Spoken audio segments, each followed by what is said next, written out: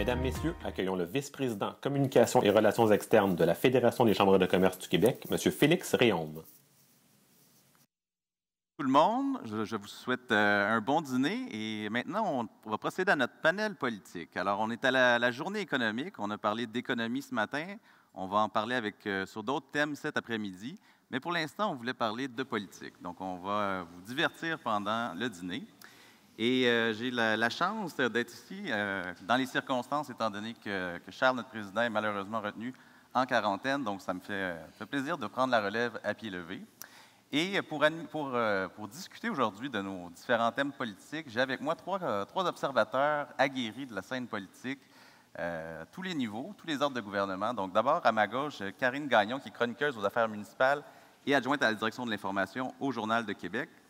Alain Laforêt, qui est correspondant parlementaire à Québec pour TVA Nouvelles, et Marie-Ève Doyon, qui est fondatrice de Médias Relations publiques et analyste politique chez Nouveau, chroniqueuse et blogueuse au Journal de Québec et de Montréal. Alors, bienvenue à vous trois. Merci d'être avec nous ce midi. Alors, on a un programme politique qui est très chargé en ce moment. L'agenda politique déborde. Donc, on va faire un tour d'horizon au provincial, municipal, fédéral. Et on va avoir une conversation à bâton rompu, donc le plus décontracté possible. Je vous invite à intervenir. Faites comme si personne nous écoutait et on va parler le plus librement possible. Oh ben là, si personne nous écoute, on va s'en aller. Ça va être juste nous quatre. Donc, sans plus attendre, je vais plonger dans un premier thème. Donc, on va parler de politique fédérale. Donc, on est à peine 2 mois après l'élection du mois de septembre. Et on se retrouve avec un scénario qui est pratiquement identique avec ce qu'on avait il y a 2 ans. Donc, si quelqu'un s'était endormi puis se réveillait 2 ans plus tard, il ne verrait probablement pas la différence. Les libéraux sont encore minoritaires, avec pratiquement le même nombre de sièges qu'ils avaient auparavant. Peut-être, Marie-Ève, une première question pour toi. Est-ce que tu penses que Justin Trudeau a perdu son pari un petit peu de déclencher une élection pendant la pandémie? Bien, Justin Trudeau a probablement, selon moi, attendu un peu trop longtemps. Il aurait eu un petit peu plus tôt la possibilité d'aller chercher plus de sièges. Par contre, il ne s'est pas retrouvé du jour au lendemain avec un statu quo. Une élection, ce n'est pas quelque chose d'anodin. Donc, les Canadiens, quand ils ont dit à Justin Trudeau, on veut exactement le même portrait politique qu'on avait auparavant, ils ont validé les postures du premier ministre. Quand Justin Trudeau disait, nous, ce qu'on veut, c'est aller chercher un mandat, puis là, les analystes ont envie de dire, oui, mais vous n'en avez pas plus, vous êtes comme hier. Mais non, les électeurs ont dit, c'est ça le mandat qu'on vous donne, c'est vous qu'on veut comme premier ministre, c'est les élus minoritaires qu'on veut à la Chambre parce qu'on veut vous obliger à travailler ensemble. C'est extrêmement rare qu'une élection du jour au lendemain va donner exactement le même portrait à quelque chose près. 159, c'est pas anodin. 119, 32, 2, 1. C'est le même portrait pour 600 millions. 600 millions plus tard. Ça veut dire quelque chose. On ne peut pas dire ça ne veut rien dire, c'est pareil comme avant. Ce que les Canadiens ont dit, c'est on ne s'était pas trompé, puis continuer à gouverner de la façon dont vous l'avez fait parce que c'est ça qu'on veut. Est-ce que ça les place en position de faiblesse par rapport à l'opposition, justement, qui reviennent minoritaires ou, comme tu le dis, étant donné qu'ils viennent de se faire revalider un autre mandat par la population, ils se disent, bon, bien là, on a la légitimité pour aller de l'avant avec les 4 prochaines années?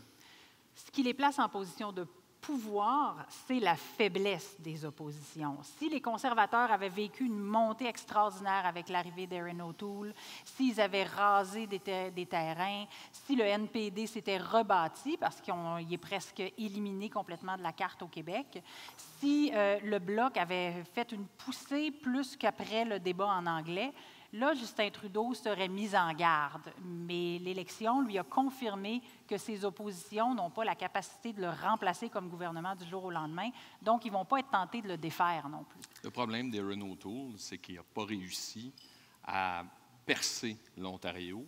Pourquoi? Par ses prises de position. Il est resté avec des prises de position très floues sur les armes, sur toutes les questions d'avortement, et surtout n'a pas voulu dévoiler si ses députés étaient vaccinés ou non. Moi, j'ai l'impression que ça a nui. Ça a nui aussi à son virage qu'il a voulu faire. Il a voulu recentrer le Parti conservateur pour que ce soit un peu plus le Parti conservateur à la sauce Brian Mulroney, Joe Clark, quitter un peu les positions plus à droite de l'Ouest qui passent mal au Québec et mal dans le pourtour de Toronto. Et c'est là que les conservateurs voulaient faire des percées. Ça n'a pas fonctionné parce qu'il n'a pas été clair dans ses prises de position. Et ça lui a fait très mal. On avait l'impression que parfois, il disait une chose, dépendamment de vers quelle Une auditoire chose de il son était, contraire. il disait une chose en Ontario, peut-être pas nécessairement la même chose en Alberta, puis ça a fini par le rattraper au bout de la ligne. Moi, ce que je trouve d'autant plus inquiétant, et ça, il y a une responsabilité collective, on a une responsabilité d'en parler, mais tous et chacun ont une responsabilité, c'est le pourcentage de vote. Et ça, moi, particulièrement, ça m'inquiète. Mais... On est à 62 % au fédéral. En 2019, on était à 67 %. Au municipal, on est près de 39 %. On était à 44 % en 2014. Et au provincial, on est passé, la dernière élection 2018, à 66,4 %. Puis avant, on était à 71,3 %. Donc, les gens se désintéressent de la politique. Et ça, c'est un danger qui guette la société. Mais ça, c'est une autre affaire. Le fait, justement, que les gens se désintéressent, qu'on a eu des élections collées, ça donne un certain pouvoir à Justin Trudeau parce que tous les chefs de parti doivent prendre note que les citoyens, les contribuables n'ont pas apprécié d'avoir, encore une fois, allé voter et que là, ils ne peuvent pas renverser le gouvernement pour à peu près n'importe quoi. Là. Il faut quand même que ça dure certains moments. Alors ça leur donne aussi un certain pouvoir là, qu'ils avaient probablement moins. Là. On verra quelle harmonie va régner au Parlement pour les prochaines années. Et les ententes. Oui. Parce que ça va prendre un gouvernement d'entente.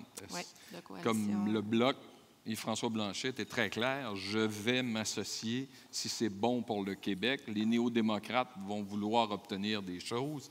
Et là, Justin Trudeau a l'obligation de maintenir ce mandat-là le plus longtemps possible. On ne peut pas dire dans 18 mois, je retourne en élection. Ça pourrait aller mal quand on regarde ce qui se passe ailleurs à l'étranger, où il y a un vent de changement dans plusieurs pays. Là, au sortir de la COVID, là, on va commencer à voir les bosses autour de l'auto. Le message de Justin Trudeau a changé aussi, du tout au tout, entre le face-à-face TVA, où il disait oui, on pourrait se retrouver dans 18 mois à nouveau aller en élection, et le lendemain de l'élection, où il disait les Canadiens ont parlé, ils ont affirmé leur position, ils ne veulent pas d'élection, on veut un mandat fort maintenant pour continuer à négocier avec les oppositions. Fait une chose et son contraire. Un peu, Alain, pour revenir sur ce que tu disais, Erin O'Toole a fait une chose et son contraire aussi, ce qui l'a amené, à force de vouloir plaire à tout le monde, à ne plaire à personne, avec la pétition qui est lancée en Saskatchewan par une de ces sénatrices qui réclame un vote de confiance parce qu'il n'a pas satisfait la droite, ni son centre qu'il tentait de séduire. Alors, Erin O'Toole s'est creusé une tombe, je pense, pendant cette campagne. Et là, c'est la droite qui va le manger avec Denise Better. Et il y avait déjà de la grogne 48 heures après l'élection où on réclamait sa tête. Il faudra voir s'il va rester en vie jusqu'à la prochaine élection. Ça aussi, ça place Justin Trudeau en bonne posture. Le fait que, ce dont tu parlais, Alain, le recentrage du Parti conservateur, on s'entend que ça ne se fera pas en quelques mois. Là, ça, c'est tout un ouvrage. Puis on a vu comment c'était pas facile. Donc, avant qu'ils se reconstruisent, le NPD, vivote au Québec. Ben non, tu sais. On est loin de la vague orange. Ben très, très loin. Mais la vague orange était beaucoup due aussi à la personnalité du chef, Jack Layton. Tout le monde voulait aller prendre une bière avec. Qui voulait aller prendre une bière avec Jack Layton? Tout le monde. Y a-t-il des gens qui voulaient prendre une bière avec Jack Layton? C'est un personnage hyper sympathique. Moi, je me suis fait souvent poser la question durant cette campagne-là parce que j'ai couvert les néo-démocrates en 2011. Qu'est-ce que tu penses de Jack Layton? Je dis, il est très sympathique, il joue bien de la guitare. Si tu veux savoir ce qu'il va faire, va lire le programme parce que c'est ça qu'il va faire. Si tu n'es pas d'accord avec le programme, il peut être sympathique, mais il va régler le problème de ce qu'il a écrit. Il va faire ce qu'il a écrit, là. Et parlant de sympathique, pourquoi est-ce que les conservateurs n'arrivent pas à avoir le capital de sympathie au Québec, autre peut-être que dans la région de Québec, Chaudière-Appalaches, où ça reste leur bastion fort chaque élection? Encore cette année, le même portrait. Je pense qu'on a 10 députés conservateurs, 9 qui ont été réélus. Dominique Vien, ancienne députée à Québec, qui fait son entrée à Ottawa. Qu'est-ce qui explique, Karine, que les conservateurs réussissent toujours à maintenir leur position dans la région, mais qu'en dehors de Québec, c'est difficile de percer? Est-ce que c'est le chef? Est-ce que c'est le programme? Un petit peu les deux? Bien, ils font peur, on dirait, à l'extérieur de Québec, alors qu'à Québec, je ne sais pas, il y a des valeurs conservatrices qui sont très présentes. Il y a aussi Gérard Deltel, qui est quelqu'un de très apprécié.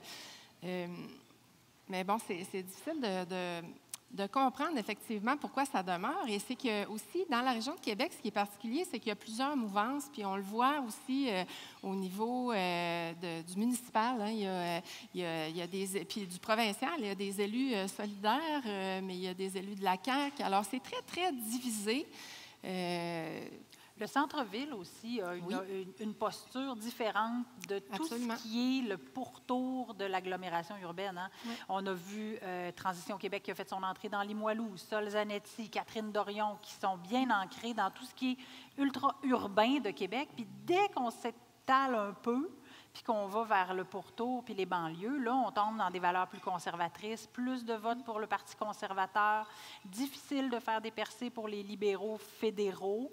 La CAQ, son engagement en ce moment au provincial, puis tout est dans tout, là, l'engagement sur le troisième lien, c'est un engagement pour aller séduire et continuer de satisfaire cet électorat-là qui est fort, parce que je ne pense pas que le centre-ville urbain de Québec va changer, passer de Québec solidaire à sauter à la CAQ. Il y a comme un petit saut entre les deux qui pourrait se faire un jour. On sait qu'Agnès Maltais était très, très forte dans toute la section centre-ville, mais sauter on est resté, tout ça... on est resté gauche-gauche. Là. Exact. Ça Fait peut que passer à sauter droite, tout là. ça puis s'en aller à droite, ce Mais serait droite, fort surprenant. entendons-nous. Là. Oui, la droite canadienne et québécoise. La droite est au c'est- centre, là, puis la gauche est au centre aussi. là. C'est La- juste un petit penchant. Exactement. On n'est pas Puis trop on est dans les beaucoup plus, extrêmes. Non, quand on parle de droite ici, on parle beaucoup plus de droite économique C'est ça. aussi. Puis si on se compare à nos voisins français, puis même à nos voisins du Sud, ici, il n'y en a pas de droite. C'est un concept, c'est une vie de l'esprit, mais ça n'existe pas. Ben, François Legault est un homme de gauche sociale et de droite économique. Il l'était au Parti québécois aussi. Il ne faudrait presque pas dire que c'était le Brian Mulroney du Québec. Ah, Oh, intéressant comme comparaison, intéressant. il a appuyé les Bleus pourtant. Je te ramène, Alain, tu as parlé un petit peu du Bloc québécois, puis François Blanchet qui disait « Nous, on va appuyer ce qui est bon pour le Québec ». Évidemment, ce qui est bon pour le Québec, ça dépend à qui on le demande. Pas tout le monde qui va avoir la même réponse là-dessus. Est-ce que tu as été surpris de voir que ce qui a relancé la campagne du Bloc, c'est un débat électoral en anglais? C'est sûr que c'est un électrochoc qui culmine avec ce qui vient de se passer il y a à peu près 3 semaines, c'est-à-dire le président d'Air Canada qui a fait un discours en anglais. C'est une corde sensible. Je pense que beaucoup de gens ont été choqués par cette question, qui, à mon sens, était légitime, mais mal posée. Pour poser des questions tous les jours, on n'aurait peut-être pas dû employer ce ton un peu agressif, mais amener le questionnement quand même sur les positions. Certainement que ça a donné un nouvel élan à la campagne et ça a fait en sorte qu'au Québec, après le débat, parce que les moments importants d'une campagne électorale, c'est les 48 premières heures. Après ça, c'est du bruit. C'est 48 heures avant le débat, après le débat, et c'est 2 jours avant le vote. À part de ça, tout ce qui se fait, là, ça passe dans le vent, sauf pour les mordus et les fans de politique, ce qui n'est pas tout le monde. Moi, ce que je dis souvent à des députés à l'Assemblée nationale, quand ils nous font 52 conférences de presse dans la journée, je dis le samedi, les gens retiennent une nouvelle qui s'est passée dans la semaine. Le reste, c'est du bruit. Donc, cette nouvelle-là, elle a fait beaucoup de bruit et je pense que ça a donné un élan ou un recentrage de la campagne de Yves-François Blanchet qui avait un peu de difficulté, mais qui s'est trouvé un thème pour terminer. Aurait-il terminé avec moins de députés? Je ne peux pas l'affirmer. A-t-il terminé avec plus de députés? Certainement, il a maintenu les acquis. Il a sauvé les meubles. Il a sauvé les meubles. Tu parles d'Air Canada. Est-ce que c'était une surprise pour vous de voir à quel point la question du français est revenue dans l'actualité il y a 2 ou 3 semaines? Et est-ce que ça va avoir un impact au niveau politique? On a vu plusieurs ministres fédéraux qui sont intervenus. Chrystia Freeland est sortie. Mélanie Joly également a interpellé Air Canada sur l'importance du français. Est-ce que pour vous, c'est un thème qui va s'implanter ou qui va prendre l'importance dans les semaines? Moi, j'aimerais ça poser une question, Marie-Ève, là-dessus. Là, je vais mettre mon chapeau de journaliste. Je te repasse le chapeau sur après. Air Canada. Karine, en premier, tu me disais que qu'est-ce que tu pensais de la question d'Air Canada puis tout ça? Tu allais intervenir? Oui, bien, en fait, moi, ce que je trouve qui va être fascinant d'observer par rapport à ça, c'est comment tout ce débat-là va s'inscrire dans les relations fédérales-provinciales. Parce qu'on voit que M. Legault, bon, qui se dit nationaliste, la CAQ et tout, on voit quand même qu'il y a des hésitations, là, comme l'anglais au cégep, tout ça. Il n'y a pas de prise de position vraiment claire. Il y a encore un flou sur bien des questions. Alors, de voir quel va être le rapport de pouvoir, les revendications du provincial pour le fédéral, moi, je pense que ça va être quelque chose qui va beaucoup animer les débats politiques dans la prochaine année, là. Surtout avec les élections qui s'en viennent au provincial. Mais vendredi dernier, M. Legault a été très clair là-dessus. Il va, entre autres, demander à Charles Lemond de la Caisse de dépôt de faire des représentations pour que les PDG d'entreprise aient un minimum de français. Mais là, je retourne ma question. Si Michael Rousseau se présente devant Pierre-Olivier Zappa et répond autrement, est-ce qu'on a la même crise? Non, certainement pas. Voilà. Mais ça, c'est la relationniste qui répond. Comme je pourrais répondre sur la question du débat en anglais, c'est la réponse de Yves-François Blanchet qui a créé le mouvement parce qu'il s'est insurgé d'une question à laquelle, s'il avait été préparé différemment, il aurait pu dire « Merci de me donner l'occasion de présenter la vision des Québécois. Ce que vous dites ne nous représente pas et voici pourquoi. » Au lieu de faire ça, il a dit « C'est inacceptable, on ne devrait pas nous traiter comme ça, c'est du Québec bashing. » Si M.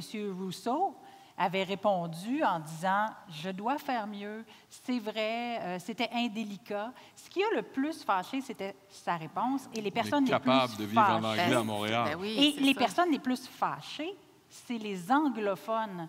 Toute la portion anglophone qui parle bien français, qui est engagée dans le milieu des affaires, qui investit énormément en philanthropie. On vient de sortir de la journée de la philanthropie.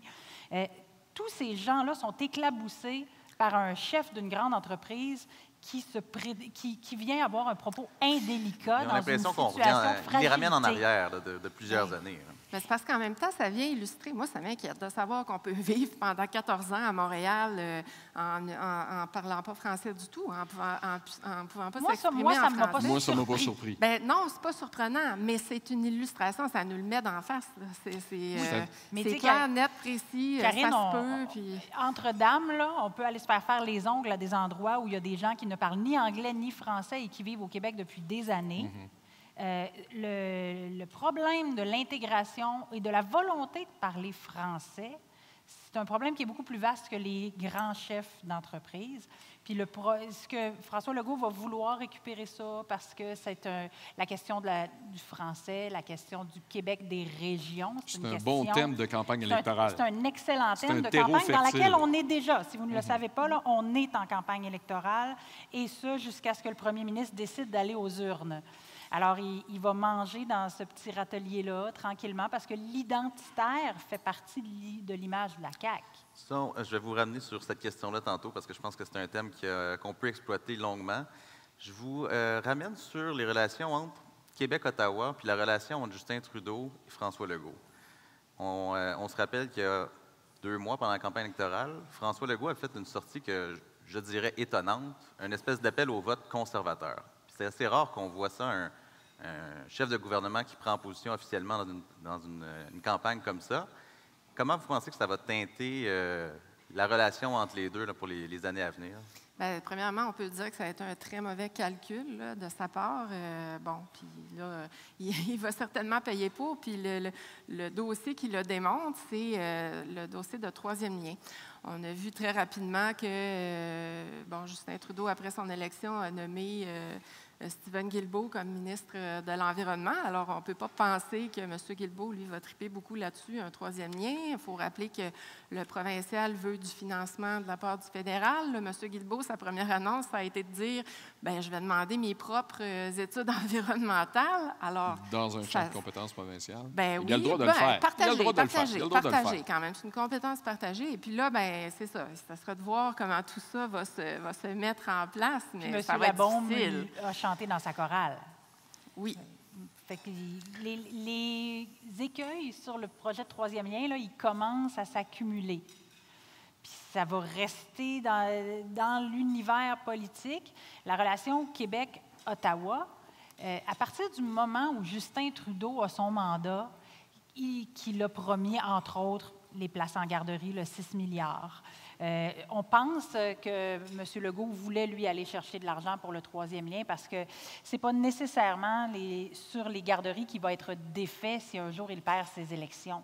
François Legault, ça va être le vote des régions. Alors, ça va être dans la main-d'œuvre, ça va être dans l'économie, puis ça va être dans l'identité, beaucoup plus que dans une enveloppe d'argent, en allant nommer aussi M. Duclos à la santé. Bien, c'est ça. Moi, je pense qu'à la santé, au-delà du L'affrontement n'est pas troisième fini. lien, l'affrontement est beaucoup plus au niveau de la santé que sur le troisième lien. Et pour en avoir discuté tant à Ottawa et à Québec, les relations entre Justin Trudeau et François Legault sont cordiales actuellement, malgré la sortie. Donc, oui, mais on discute. Ce que je veux dire, c'est que ça passe. Où il risque d'y avoir des écueils, c'est plus au niveau des discussions entre les ministres. Et le plus gros problème, c'est la santé. Et ça, la santé, là, c'est l'enjeu des 15 prochaines années. Pourquoi? Parce qu'on va se retrouver à un certain moment donné avec près de 50 du budget du Québec qui va être à la santé. Et qui peut venir sauver le Québec, comme sauver toutes les autres provinces? C'est le fédéral qui ne finance pas suffisamment le réseau de santé à travers le pays. Et ça, c'est une demande, non pas uniquement du Québec, c'est une demande de l'ensemble des premiers ministres des provinces. Et là-dessus, moi, je pense que l'affrontement, lors de la prochaine campagne, va être beaucoup plus important. Puis quand François Legault a fait, c'est-à-dire sa prise de position en disant « votez bleu », parce que bleu, on a associé conservateur, mais c'était bloc, il parlait beaucoup plus de ceux qui ne voulaient pas s'ingérer et imposer des normes pour les transferts en santé. Alors, il demande 25 %, c'est 6 milliards de plus pour le Québec, pour la santé. C'est énorme, c'est gargantuesque. Et ce qu'on voit depuis des années, avec la pyramide démographique qui augmente pour des gens qui vont se retrouver dans le réseau de la santé, le financement fédéral, même s'il augmente en pourcentage, il décroît. Et ça, à Ottawa, on le reconnaît, mais on ne veut pas mettre des zéros au bout du chèque. Puis tu l'as dit, c'est Jean-Yves Duclos qui a été nommé ministre de la Santé. Puis il n'a pas apprécié, lui, la sortie des Bleus, Jean-Yves Duclos. Non, Mais, il l'a en mémoire. Alain, tu penses vraiment que bleu, on voulait dire... Bien, c'est ce que... À un moment donné, tu essaies de rentrer la pâte à dents dans le tube. Ouais. Il y a eu la sortie, puis après, on nous a dit « Ouais, vous savez, les Bleus, c'était le Bloc, c'était ceux qui ne font pas d'ingérence dans les champs de compétences. » Mais ça, visiblement, ça n'a pas fonctionné. Il n'y a pas grand monde qui y a cru non plus. Bien, on regarde le résultat de l'élection fédérale. Il n'y a pas plus de députés conservateurs dans l'ensemble de la province. Donc, on n'a pas suivi M. Legault. Mais il faut dire que tout le monde est sorti sur la place publique pour dire c'est pas le premier ministre du Québec. Habituellement, il y a une non-ingérence. Il y a un nini. Connaissez ça, le nini? Oui. Non-ingérence, non-indifférence. C'est plus à la française. Mais on le fait également au Québec. Il y a un nini. Là. Habituellement, au provincial, tu te gardes une petite gêne de ne pas aller appuyer un chef de parti politique. Là, il s'est placé dans une position, je dirais, un peu précaire, mais ce qu'on dit, c'est que les relations sont cordiales avec Justin Trudeau. Mais les négociations se font dans les ministères et avec les ministres. Et avec c'est là que ça va être plus facile. Avec le nombre de ministres québécois qui a été nommé au Conseil des ministres fédéraux, c'est peut-être faire un certain contrepoids. Et juste pour finir cette parenthèse-là, parce que tu as ouvert une parenthèse, le troisième lien, c'est sûr que d'avoir Guilbeault comme ministre de l'Environnement, qui ne sera pas tout à fait d'accord avec le troisième lien, il faut penser aussi l'impact que ça va avoir dans l'Ouest aussi. Pas sûr qu'en Alberta, il était très heureux de voir Stephen Guilbeault, un écologiste nommé ministre de l'Environnement non plus. Là. Écoute, on est dans le bloc de la politique fédérale, puis on parle déjà du troisième lien. Je pense que c'est le sujet incontournable. Et ça va m'amener à parler un petit peu du municipal. Donc, on vient tout juste d'avoir l'élection dans toutes les municipalités du Québec. Plusieurs ont parlé d'un vent de changement. On a plusieurs nouveaux élus dans les grandes villes du Québec. En fait, 17 des 20 plus grandes villes du Québec ont un nouveau maire ou mairesse, entre autres, évidemment, à Québec ici. Alors, on est dans la capitale nationale. Karine, c'est quoi tes premières impressions sur l'élection de Bruno Marchand? Est-ce que ça fait partie de ce vent de changement qu'on nous vante? Absolument. Bien, c'est un changement de ton radical. On le voit, là, c'est vraiment deux personnalités complètement différentes. Là. M. Marchand, M. Labaume, c'est deux façons de faire à l'opposé. Lui a beaucoup parlé de redonner la parole aux citoyens, aux quartiers. Il trouve qu'effectivement qu'il y a beaucoup de divisions dans la ville. Quand on regarde, ce matin, on avait dans le journal là, la division du vote là, par secteur dans la ville, puis c'est frappant. Alors, lui veut essayer de rassembler. M. Labaume était là depuis 14 ans. Alors, avec l'usure du pouvoir, c'est sûr qu'il y a eu de la division, c'est fait des ennemis. Alors là, maintenant, ce qui va être intéressant de voir, c'est comment ce pouvoir-là va se mettre en place. Moi, je parlais ce matin que M. Marchand devait asseoir maintenant son leadership. Il y avait une rencontre aujourd'hui avec la ministre responsable de la capitale nationale, Geneviève Guilbeault. Celle qui a dit à Régis Labaume, on lui souhaite une bonne retraite. Oui, bien, qui a dit que c'était, comment elle a dit ça, en lui remettant la médaille, que c'était un maire plus grand que nature. Et puis, bon, le lendemain, là, en réaction à la lettre, disait c'est un nouveau chapitre, une nouvelle ère. Ça, c'est bien beau. Il y a toujours un appel à la collaboration quand il y a des nouvelles personnes qui arrivent au pouvoir, mais il va falloir quand même que M. Marchand négocie pour les intérêts des citoyens de Québec. Et on a 2 dossiers majeurs, le troisième lien dont on parlait tantôt, bien sûr, et aussi tout le dossier de tramway. On le sait, pendant la campagne municipale, il y a eu des dépassements de coûts là, qui ont coulé dans la presse et il faudra voir quel est avec exactitude ce dépassement de coûts-là et voir comment M. Marchand va s'y prendre pour négocier, pour avancer, pour faire en sorte que ce projet-là puisse aller de l'avant parce qu'il y a eu beaucoup on a beaucoup tourné en rond là-dedans. Là, avec le gouvernement du Québec, ça a été extrêmement difficile de boucler le financement et tout ça. Alors voilà, on en a pour s'occuper, pour se tenir occupé pour les 4 prochaines années. Là. Puis qu'est-ce qui explique, selon toi, sa remontée en toute fin de course? Parce que je me rappelle, on est allé luncher avec Steve Lavoie, le président de la Chambre de Québec, il y a peut-être 1 mois et demi.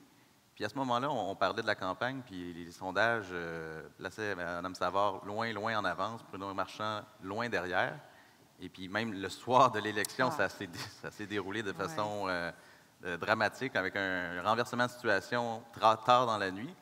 C'est quoi qui a fait la différence dans les derniers jours? Moi, j'étais à la soirée, le soir d'élection. Je m'étais dit, j'allais faire un tour à la soirée de Mme Savard. Moi, je misais plus sur Bruno Marchand parce que les sondages qu'on avait eus avec Léger, les discussions qu'on avait eues avec Jean-Marc Léger aussi, laissaient vraiment démontrer qu'il était en montée. Et à Québec, oui, on le sentait à travers les sondages. Et à Québec, quand les gens s'amouragent d'un, et ça c'est Jean-Marc Léger qui disait ça, s'amouragent d'un candidat, d'une candidate, après là, ça monte. Alors probablement que s'il y avait eu 1 ou 2 semaines de plus, bon, une campagne municipale c'est quand même long, mais que s'il y avait encore plus de temps, puis on le voyait aussi ce matin avec notre graphique qui montre à quel point tout s'est joué dans la dernière semaine. Alors je pense que ce qui explique ça, c'est que M. Marchand était peu connu du grand public, PDG de Centraide et tout ça, mais qui avait un déficit de notoriété et il a réussi à s'imposer pour les gens comme l'alternative à M. Labaume. On a toujours des maires et mairesses très colorés, des personnalités fortes à Québec. On pourrait remonter à Lucien Borne. Là, c'est vraiment tout le temps des personnages plus grands que nature. Et là, on n'avait pas ça au début, on ne le sentait pas vraiment. Puis à un moment donné, lui, avec son image et ses espadrilles de couleurs qui changeaient à tous les jours, ses grands talents d'orateur, surtout, de communicateur, a réussi à s'imposer puis à inspirer les gens. Et là, après ça, c'est parti. Alain, c'est quoi ta perception du nouveau maire? Parce que nous, de l'extérieur, on le connaît peu, il est nouveau sur la scène. On l'a vu arriver, comme Karine disait, avec ses espadrilles, donc ça apporte une nouvelle image, un vent de changement. Et le contraste avec Régis Labaume, qui était l'homme fort de Québec depuis des années, qui n'avait pas de peur des coups de gueule face au gouvernement. Comment tu penses qu'il va se positionner dans tout ça? On est totalement dans une autre personnalité. Puis déjà, on en a parlé tout à l'heure avec Geneviève Guilbeault qui a laissé entendre qu'elle était heureuse d'avoir une nouvelle administration, de nouvelles personnes à l'Hôtel de Ville de Québec. Il ne faut pas oublier que Bruno Marchand, 1, c'est quelqu'un qui vient de Centraide, donc en principe, il a le cœur à gauche. 2, il fait énormément de vélo. Il n'y a pas grand monde ici dans la Ville de Québec qui est capable de le suivre sur un vélo. 3, à sa première sortie médiatique, il dit il va falloir qu'on me fasse la preuve que scientifiquement, c'est bon le troisième lien. Il venait de tirer une roche et, je dirais, un coup de 12 dans la chaloupe de la CAQ. Il y a des rencontres cette semaine qui se font. D'ailleurs, Geneviève Guilbeault aujourd'hui, la ministre des Affaires municipales va le rencontrer, le premier ministre va le rencontrer également. C'est quelqu'un qu'il va falloir convaincre. Pourquoi? Ne jamais oublier que c'est un gestionnaire. C'est quelqu'un qui arrive de la gestion. qui a géré Centraide. Et ce n'est pas quelqu'un au profil, à ce qu'on me raconte, moi je ne le connais pas, là, mais des gens qui le connaissent, au profil Régis Labaume, avec des coups de gueule. Lui, il va vouloir des résultats, il va passer autrement pour les avoir, et il va demander des comptes avant de prendre des positions. Alors, on est totalement dans un autre univers. Je ne dirais pas la Jean-Paul Lallier, je n'irai pas jusque-là. On va lui donner le temps. Ouais. Mais on n'est certainement pas avec quelqu'un là, qui va dire « OK, on passe à une autre question » ou aller manger de la pizza dans un restaurant avec les journalistes. Je n'ai pas l'impression. Ça ne sera pas son style. Non, ce n'est pas son style. Le maire sortant fait une espèce de, je dirais, testament politique avec une longue lettre qu'il a adressée au gouvernement. Et la réaction de plusieurs ministres a été de qualifier ça d'amertume. Comment... Bien, on a senti que le courant passait tout simplement pas, là, que ça a été un accommodement, et je vais le mettre entre guillemets, raisonnable entre la mairie de Québec et le gouvernement du Québec depuis quelques années, depuis les 3 dernières années, parce que Régis Labaume a réglé ses comptes dans cette lettre-là. Et je pense que c'est plus l'histoire, puis Karine pourra le confirmer, je pense que c'est plus l'histoire du tramway, là, le dépassement de coût de 600 millions qui a été coulé, qui n'a pas apprécié. Donc, il s'est dit, possiblement, c'est le temps de remettre les pendules à l'heure. Mais c'est 14 pages, là. Ben, et c'était bien étayé, bien appuyé. Et on a son ancien ami, Jonathan Julien, qui est allé dire, c'est ça, il est amer. Son ancien ami, oui. C'est ce que je dis, son ancien ami, c'est ce que j'ai bien dit. Bien, en fait, c'est que de conclure à de l'amertume par rapport à cette lettre-là, c'est un peu ridicule parce qu'on parle d'une lettre de 14 pages, comme tu le disais, très, très étoffée, avec des arguments très valables que les experts, d'ailleurs, soulèvent constamment. Alors, M. Labaume n'a pas réfléchi à ça là, depuis le résultat de l'élection quand même. Là. Ça faisait longtemps qu'il réfléchissait à ça et moi, je pense qu'on peut identifier ça comme son testament politique. Maintenant, ce que je trouve aussi pertinent de souligner, c'est que les questions qu'il soulève là-dedans et que des experts soulèvent, bien, ça va pouvoir servir ça au maire actuel dans ses prochaines négociations avec le gouvernement sur ce dossier-là. Il va pouvoir justement tenter d'aller chercher des réponses parce qu'on ne les a pas. Et puis, on parle quand même d'un projet d'une ampleur inégalée. Là. On parle de 10 milliards, mais bon, est-ce que ce sera au-delà? On ne sait pas. On n'a à peu près pas d'informations. Et puis, c'est sûr que l'histoire j'en parlais tantôt aussi, là, des dépassements de coûts sur le tramway là, de 630 quelques millions là, qui ont filtré pendant la campagne électorale, c'est sûr que ça a dû le choquer parce que ça n'a certainement pas aidé la candidate qu'il avait identifiée comme sa dauphine. Maintenant, des dépassements de coûts pour des projets comme ça, il y en a dans tous les cas, c'est sûr. Les coûts de construction, particulièrement en cette période de pandémie, on sait, là, ça a monté en flèche. Et aussi, ce qu'il est important de préciser, c'est que M. Labaume disait, quand les négociations étaient si difficiles avec le gouvernement caquiste pour le financement du projet de tramway, rappelez-vous qu'il disait tout le temps, si on attend trop, les coûts vont augmenter, on va avoir des problèmes. On a 3 consortiums intéressés, on va en perdre. Il ne faut pas perdre la fenêtre d'opportunité. Bien, c'est ça qui est arrivé. Il y a eu une fusion d'Alstom, de Bombardier. Il a fallu retourner en appel de proposition pour le projet, pour la construction. Alors, il est arrivé exactement ce qu'il craignait et ça, je pense qu'il est vraiment il est amer de ça. Oui, ça, c'est sûr. Assurément. On parle beaucoup de Québec et à juste titre parce qu'on est à Québec puis la course a été palpitante, mais n'oublions pas qu'il y a eu la campagne à Montréal également. Marie-Ève, est-ce que de ton point de vue, Valérie Plante a gagné l'élection ou c'est Denis Coderre qui l'a perdue? Denis Coderre a 100% perdu sa campagne. Denis Coderre est arrivé en disant « j'ai changé », comme un bon ex-chum qui revient. Puis il n'avait pas changé, mais pas une seconde. Encore de l'obscurité, on ne comprend pas trop qui étaient les gens qui l'ont payé jusqu'à aujourd'hui. Pourquoi c'est intéressant? L'argent qu'a un politicien en arrivant en politique, c'est parce qu'on veut savoir à qui il doit une passe sur la palette. C'est ça qui est important. Puis dans le cas de Denis Coderre, ça n'a pas fonctionné. Denis Coderre a eu des prises de position aussi où est-ce qu'il est allé... il a essayé de nous parler de la langue, mais finalement plus tellement. Il arrive avec son bagage fédéral aussi. Madame Plante, bien évidemment, elle avait un bilan à défendre, mais ce qui est dans une campagne électorale, Celui qui est en poste, souvent, on dit, bien, il a le beau jeu parce qu'il va défendre son bilan et nous parler de ses accomplissements. Mais dans le cas de Montréal, on avait l'impression de jouer un peu dans une soupe réchauffée parce qu'il y avait 2 bilans qui s'affrontaient. Denis Coderre, ça ne faisait pas non plus 42 ans qu'il n'était plus à l'administration de la Ville. Alors, il pouvait attaquer Mme Plante sur certaines de ses positions, mais Mme Plante pouvait lui retourner la tape de l'autre côté. Donc, son administration a été réélue, mais simplement parce que M. Coderre a fait une si mauvaise performance. Alors que, aussi, il ne faut pas oublier qu'il y a eu une passe des remparts de Québec, et je parle de Régis Labaume, qui a dit « Mme Plante va être meilleure à son 2e mandat ». Puis il faut se rappeler que lorsque Denis Coderre était à l'Hôtel de Ville de Montréal, Régis Labaume et Denis Coderre étaient larrons en foire, et ont fait plier les genoux de Philippe Couillard pour obtenir à peu près tout ce qu'il voulait au niveau de politique et de renforcement au niveau municipal, d'ailleurs, qui est un peu mal utilisé à l'occasion au niveau des lois qui ont été adoptées par les gouvernements et qui donnent beaucoup plus de pouvoir aux municipalités, entre autres pour la protection du patrimoine. Ouais. On a le cas de la Maison Polac à Québec où on aurait pu, où on a tardé à bouger. C'est un peu une aberration, ça. Alors, c'est ça. C'était quand même assez particulier. Bien oui, il y a quelque chose de révélateur par rapport à M. Coderre. C'est quand M. Labaume m'a dit en entrevue que, ça m'a vraiment surprise, que M. Coderre ne l'avait jamais recontacté après sa défaite 4 ans auparavant. Alors, ça démontre quand même quel genre de politicien ça peut être de ne pas entretenir ses contacts comme ça. Moi, ça m'a un peu jeté à terre. En plus, c'est un politicien qui a une longue feuille de route. Et pour finir là-dessus, le fait qu'il ait blâmé les médias pour sa mauvaise performance, moi, je trouve toujours ça pathétique. Rarement payant de blâmer les médias. Quand on gagne, c'est parce qu'on a fait une bonne campagne. Oui, quand on perd, c'est la faute des médias.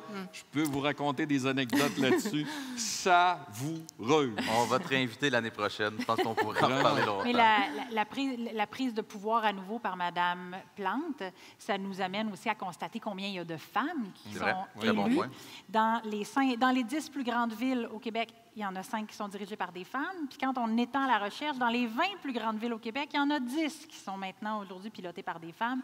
Plusieurs très jeunes, en bas de 40 ans, des personnalités super intéressantes. Je pense que c'est un changement de garde aussi qui s'opère. Tout à fait. Puis ça va amener une nouvelle façon de faire de la politique. Parlons de politique provinciale maintenant, plus proprement parler.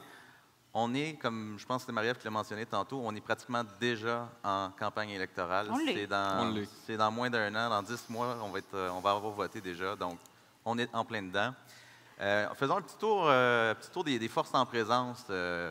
Est-ce qu'il y a quelque chose sur le radar de la CAQ qui devrait les inquiéter? Là, on regarde les sondages, tout va bien, les controverses sont dans les autres partis. Alain, tu étais au conseil de la CAQ, je pense, en fin de semaine. Est-ce que l'ambiance était euphorique? Bien, moi, j'ai baptisé le Conseil national de la CAQ le Conseil de la docilité. Il n'y a vraiment pas eu d'Estlande, 1 ou 2 militants là, qui sont venus questionner les positions environnementales de la CAQ, particulièrement sur le 3e lien. Mais c'était un conseil qui était réglé au quart de tour, surtout pour souligner le 10e anniversaire. Mais il faut rappeler que le cahier de propositions qui a été adopté en fin de semaine, où c'était comme la tarte aux pommes, puis il n'y a personne qui est comme la tarte aux pommes, devait être soumis aux membres il y a 2 ans. Sauf que la pandémie, puis il y avait une grosse panne électrique, vous allez vous en rappeler, là, il y avait eu des vents, des villes qui avaient perdu l'électricité, ce qui fait que la CAQ avait décidé de ne pas tenir son conseil régional, son conseil national, et de le reporter. Et là, évidemment, la pandémie est arrivée, ce qui fait qu'on l'a fait là. Donc, c'est un cahier de propositions qu'on a travaillé il y a 2 ans.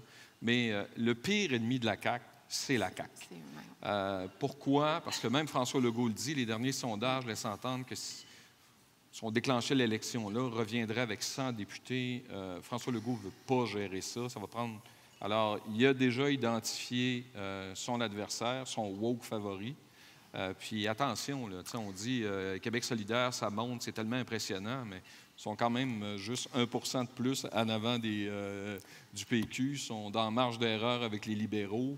Donc, il veut jouer dans ça. Pourquoi? Pour arriver à l'opinion ultime qui a réussi à faire son changement, c'est-à-dire la dualité entre les libéraux et les péquistes n'est plus là. Maintenant, c'est la CAQ et Québec solidaire. On est dans une optique gauche-droite plutôt que souverainiste-séparatiste.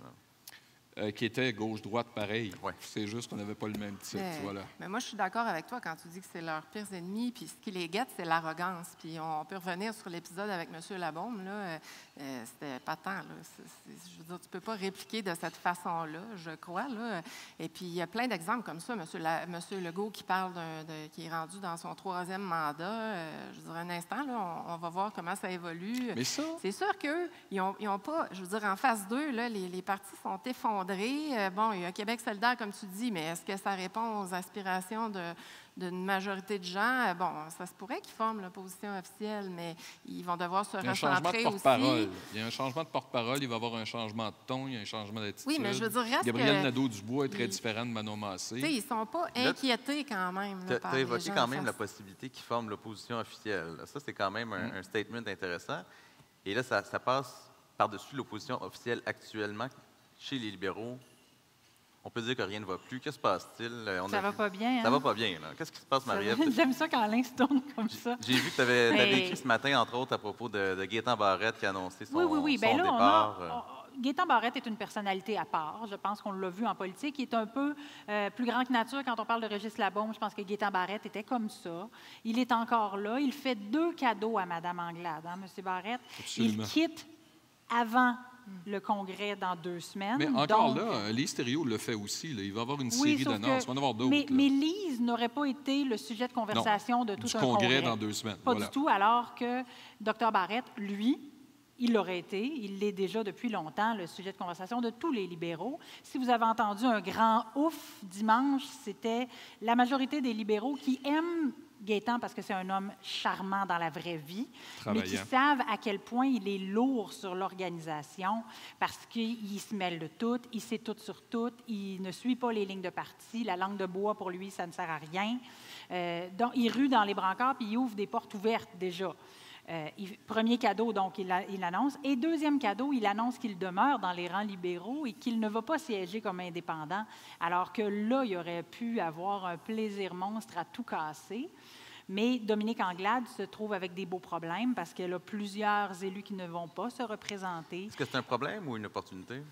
En ce moment, c'est un problème parce qu'elle n'a pas su ou elle n'a pas pu, à cause de la pandémie ou peu importe, refaire la mayonnaise dans son équipe. Il y a une gang Charret qui est encore là, que ce soit des élus ou des anciens qui sont dans les entourages. Il y a une gang Couillard qui est encore là, puis que les électeurs ne veulent pas. Hein. Ce que les électeurs ont dit à la CAQ, pas à la CAQ, pardon, en élisant la CAQ, ce que les électeurs ont dit aux libéraux, c'est qu'ils ne voulaient plus d'un parti de Montréal, d'immigration, d'anglophones, d'urbains, urbano-centristes. On ne veut plus ça. Alors, quand la CAQ dit on est le gouvernement des régions, ils doivent le démontrer, ce qui, selon moi, n'est pas fait. Mais Dominique Anglade, elle, n'est pas encore en position de dire on sera le gouvernement des régions. Elle s'est faite manger sur le côté de l'économie, sur le côté du nationalisme, sur le côté de l'identité. On posait la question. Ça vous tente-tu de participer? Parce que je trouve ça plate quand les gens ne participent pas. Le parti de l'économie, pour vous, c'est? C'est qui le Soyez parti pas gênés, d'économie? là. La CAQ. OK. Le parti du nationalisme. La CAQ. Le parti de l'environnement. Québec solidaire. Alors, si vous voyez la stratégie des 4 derniers mois, et là, vous êtes en train de manger, François Legault a mangé le lunch de Dominique Anglade sur l'économie. François Legault a mangé le lunch du Parti québécois sur le nationalisme. Et François Legault va manger le lunch de l'environnement de Québec solidaire. Alors, regardez les prises de position qui se font depuis les dernières semaines. Il s'en vient. Est-ce qu'il va réussir? C'est autre chose. Mais il est en train de se positionner comme étant la réponse à l'environnement. Éric Duhaime va quand même venir jouer dans son film. Absolument. Éric Duhaime, il ne faut pas le négliger parce qu'il est quand même à 7-8 %. Lui, ça va être le vote des mécontents. Oui, puis il Bien, pourrait encore faut-il effriter qu'il un peu. vote. Encore faut-il Oui. qu'il vote. Ouais. Et il faut voir aussi comment la situation de la pandémie va évoluer, parce que lui, il a tout misé là-dessus. Là. Alors, est-ce qu'il va y avoir encore autant de mécontents, ou si les gens vont avoir tourné la page, je ne sais pas trop.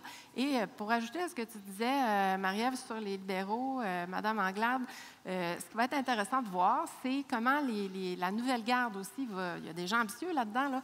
Est-ce qu'ils vont se voir à sa place? Est-ce qu'ils vont lui montrer Ils la le font porte? déjà, voyons donc. Oui, bien c'est ça, exact. On le voit. Alors, comment tout ça va se placer? Est-ce qu'elle va réussir à imposer son leadership? Un défi de taille. Absolument. On va passer prochainement à la période de questions. On a des questions qui sont dans le chat. J'invite les gens qui sont à distance, qui veulent nous écrire, à écrire dans le chat leurs questions. On pourra les relayer. Je pense qu'il y a des micros également dans la salle. Juste avant de passer à la période de questions, Alain, je trouve ça super intéressant comment tu dis, comment chaque parti se définit. C'est quoi le thème que chaque parti doit mettre de l'avant, doit marteler dans les prochains mois, là, à moins d'un an d'élection? Est-ce que le Parti libéral, par exemple, peut redevenir le Parti de l'économie? Parce que clairement, c'est pas ce Dominique qu'on entend. Anglade a amorcé un virage majeur au sein de son parti. Elle est en train de se ramener, entre autres, sur l'identitaire, le nationalisme. Le problème, c'est est-ce qu'elle va réussir à le faire avant le déclenchement de l'élection? Bon, il y avait des rumeurs là, qu'on entend, puis il y a eu des papiers qui ont circulé dans les bureaux de tous les députés parce qu'il y a quelqu'un qui n'a pas appuyé sur le bon bouton, qui n'a pas envoyé ça juste aux élus de la CAQ, qui a envoyé ça à tous les élus de l'Assemblée nationale. Le Parti libéral a fait une plainte au commissaire à l'éthique. Vous me suivez? Vous avez vu cette histoire-là? 22 février, il faut que chaque député des circonscriptions ait préparé son plan de campagne. D'affichage publicitaire. D'affichage publicitaire. Là, on veut se préparer, se positionner. On dit non. Moi, on m'a garanti en fin de semaine que c'est la date qui est prévue à la loi. Sauf que là, j'ai l'impression qu'un peu tout le monde va paniquer à dire il est possible que M. Legault puisse partir après le budget en mars, parce qu'on a une mise à jour économique qui s'en vient le 25 novembre. Il y aura beaucoup de mesures, entre autres, sur l'emploi. Là. Je sais que ça intéresse beaucoup les gens d'affaires, sur la pénurie de main-d'œuvre, sur la requalification. On a parlé de pénurie de main-d'œuvre ce matin. Je pense qu'on va en reparler cet après-midi. C'est un parler. sujet qui intéresse. Non, mais ça, là-dessus, le le gouvernement a à faire.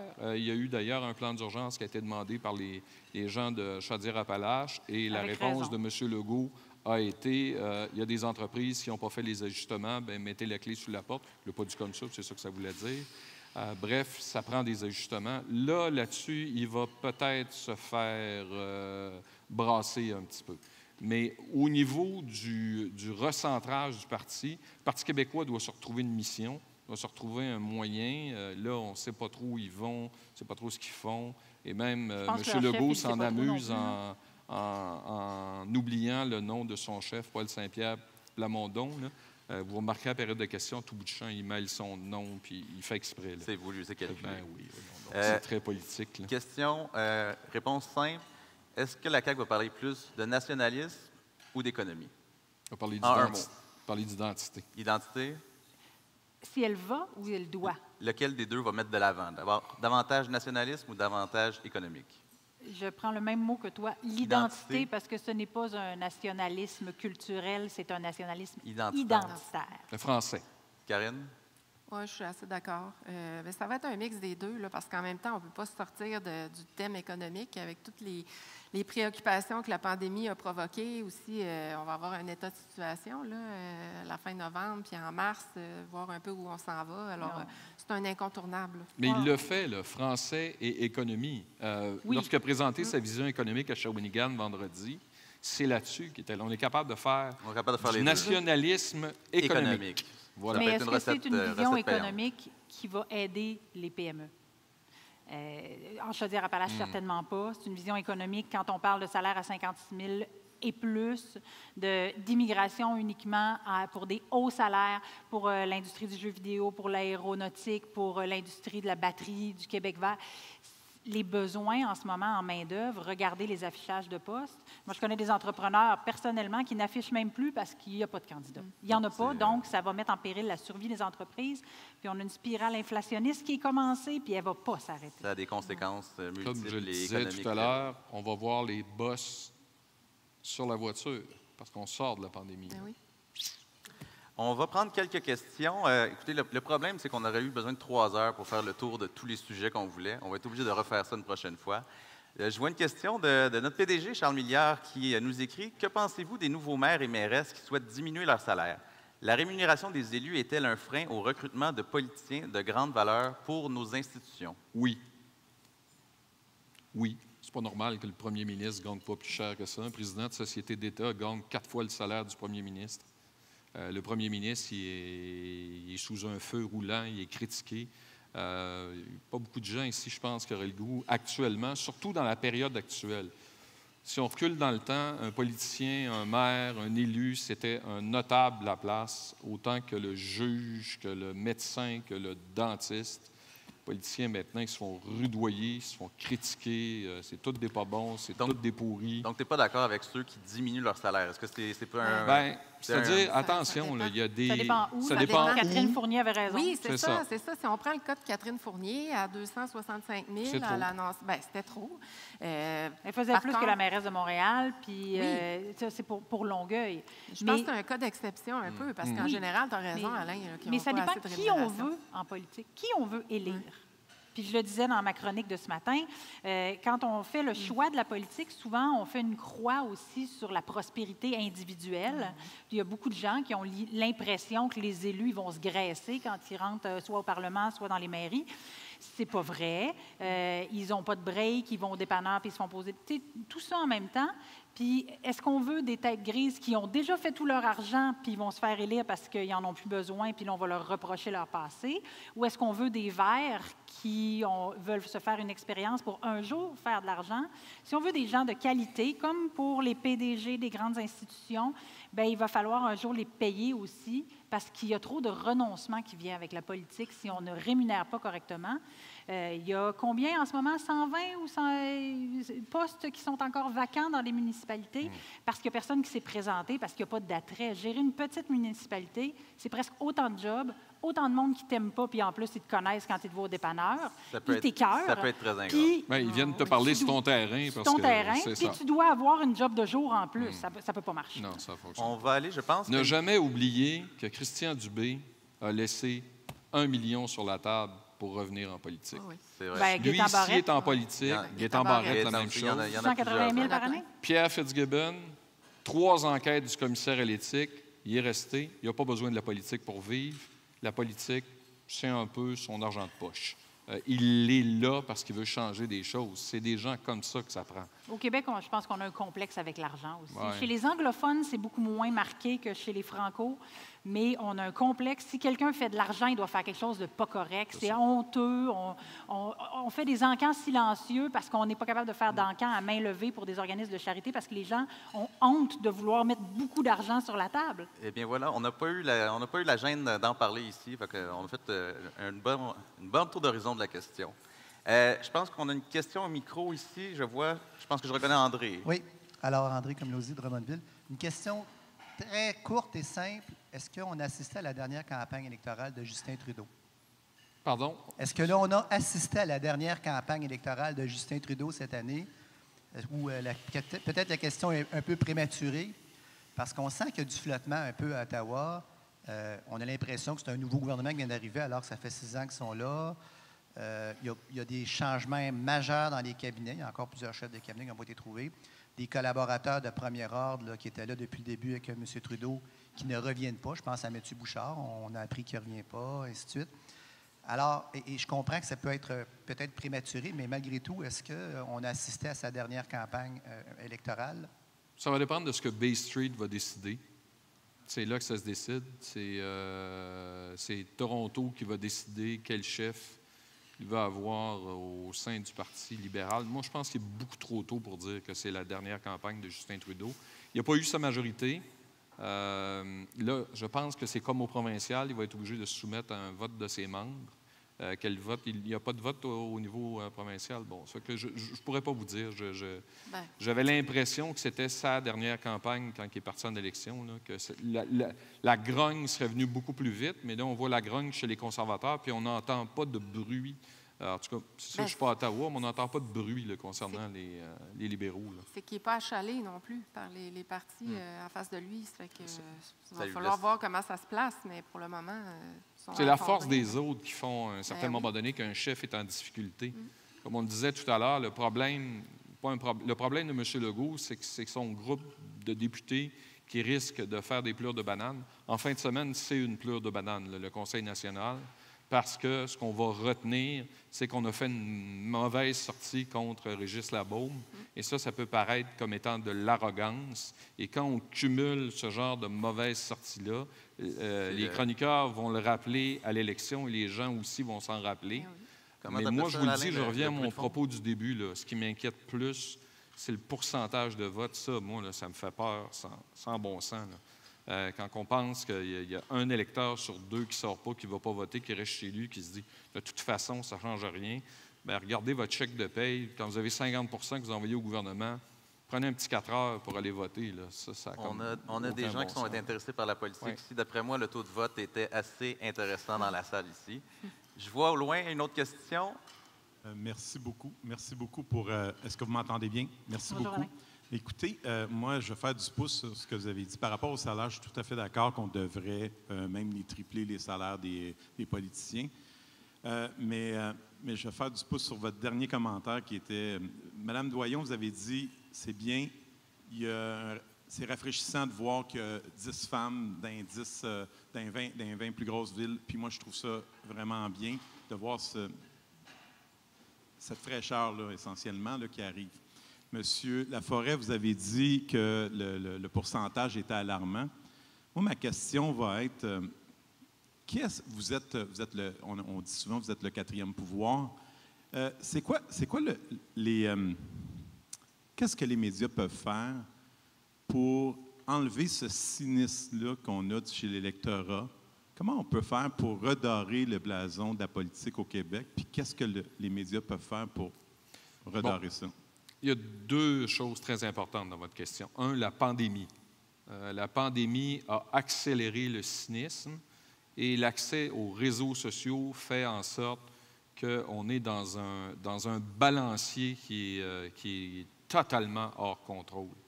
Il y a des gens que ça dérange beaucoup. Moi, j'en fais pas partie.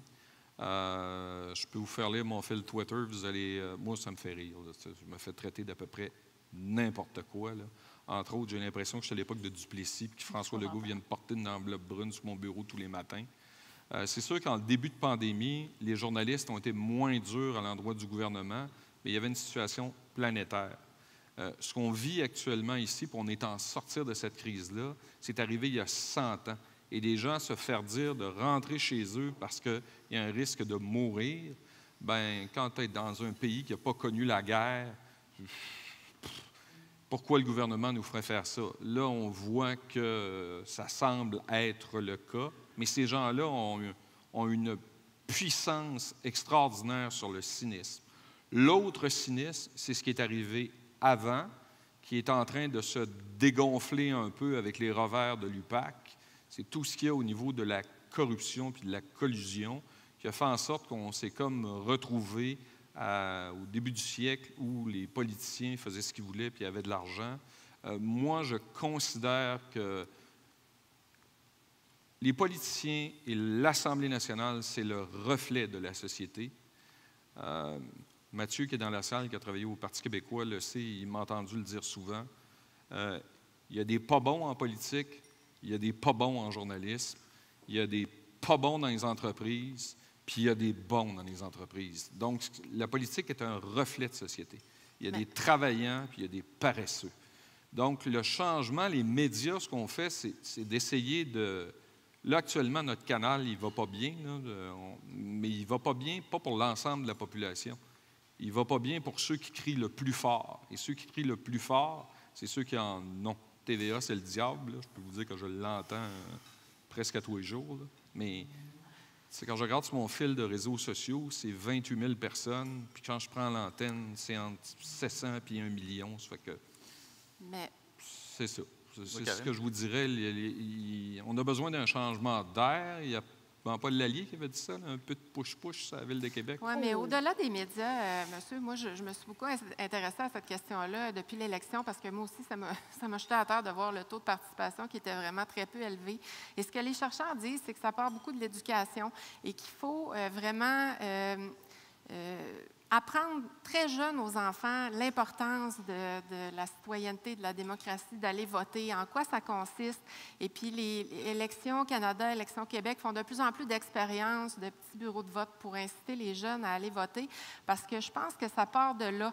Ce que les chercheurs disent, c'est que les gens, souvent, n'iront pas voter parce qu'ils ont l'impression de ne pas avoir l'information. Alors, même si on leur donne, il faut qu'ils aient les connaissances, il faut qu'ils les aient acquises à l'école aussi, il faut qu'ils soient conscients de l'importance de tout ça. Alors là, ça part vraiment très jeune, et puis d'autant plus aujourd'hui parce qu'on voit que les jeunes sont parmi ceux qui vont probablement le moins voter. Alors ça, il y a toute une réflexion à se faire qui se fait aussi au sein du gouvernement, là, mais il va falloir peser sur la pédale. C'est une grosse préoccupation du directeur général des élections. Une très grosse préoccupation. C'est encore une fois un sujet sur lequel on pourrait s'étendre, je pense. On pourrait faire un colloque d'une journée sur le sujet. Malheureusement, notre temps tire déjà à sa fin. Je sais qu'il y avait d'autres questions dans la salle, mais j'ai promis à Alain de le libérer à une certaine heure et puis je ne voudrais pas prendre du retard sur le reste de la journée. J'ai un tournage. Mes excuses à tous ceux qui avaient encore des questions. Je conclus en vous remerciant. C'était passionnant comme échange. Je pense que c'est un sujet qui est inépuisable. Et l'actualité va nous fournir encore beaucoup de choses à discuter dans les prochains mois et certainement les prochaines années. Alors, une année chargée en politique à Québec, au municipal et au fédéral. On continue de suivre ça. Alors, encore une fois, merci à vous trois, Marie-Ève, Alain, Karine, et au grand plaisir de vous revoir à nouveau. Merci à vous. Merci.